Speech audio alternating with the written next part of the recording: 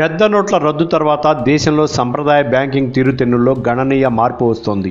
చెక్కులు, డెబిట్ కార్డుల ద్వారా నగదు ఉపసంహరించుకునేవారు ఆన్లైన్ బ్యాంకింగ్, మొబైల్ బ్యాంకింగ్, కార్డుల స్వైపింగ్ వైపు దృష్టి సారిస్తున్నారు.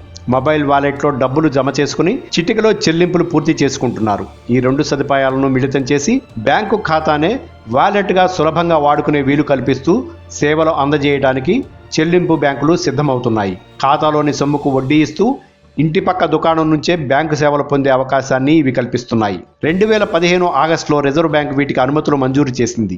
ఇప్పటికే ఒక బ్యాంకు కార్యకలాపాలు ఆరంభించింది.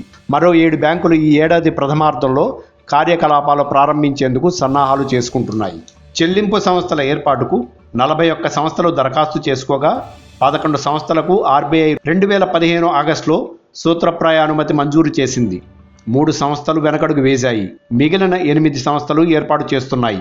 అనుమతి లభించిన 18 నెలల్లో కార్యకలాపాలు ఆరంభించాల్సి ఉంది. ఆ సంస్థలు ఏవంటే Airtel payments bank, India post payments bank, Paytm payments bank, Reliance bank, Idea cellular, Finopaytech, national security depository, Vodafone India. Like and subscribe Eagle Media Works.